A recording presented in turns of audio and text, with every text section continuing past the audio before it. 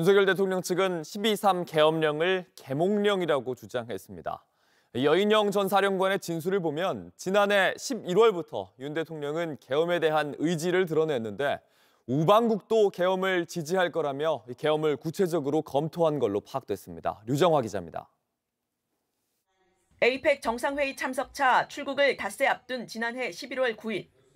윤석열 대통령이 김용현 전 국방장관과 여인형, 곽종근, 이진우 전 사령관과의 저녁 자리에 합류해 계엄 실행에 대한 강한 의지를 드러낸 것으로 JTBC 취재 결과 파악됐습니다. 윤 대통령은 에이펙 순방을 다녀올 것이라면서 비상대권이라도 써서 나라를 정상화시키면 주요 우방국들도 지지할 것이라고 했다는 게 여인형 전 방첩 사령관의 검찰 진술입니다. 여 전 사령관은 이 자리에서 소고기와 함께 소주와 맥주를 섞은 소맥을 많이 마셨고 다른 사령관들은 대통령에게 진급이나 수당 문제 같은 민원도 제기했다고 했습니다. 9일에는 대통령이 왔죠, 나중에. 나중에 잠깐 들리셨죠.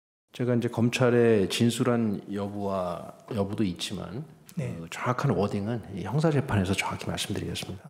이보다 앞선 지난해 11월 6일엔 김 전 장관이 대통령이 야당의 탄핵안 남발 등을 이유로 비상조치를 언급했다는 말을 했다고도 했습니다. 14일 에이펙 순방 출국 전에 비상조치, 즉 계엄을 검토했다는 겁니다.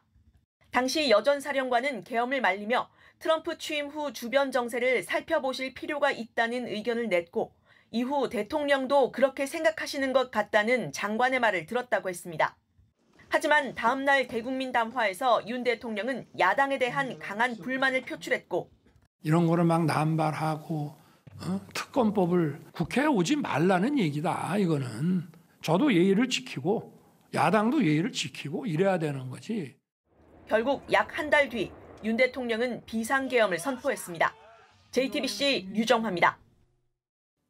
아침엔 앵커 정재우입니다. 지금 이 기사 가장 먼저 매일 아침 7시 반에 보실 수 있습니다. JTBC 뉴스 채널을 구독해 아침엔과 하루를 시작하세요.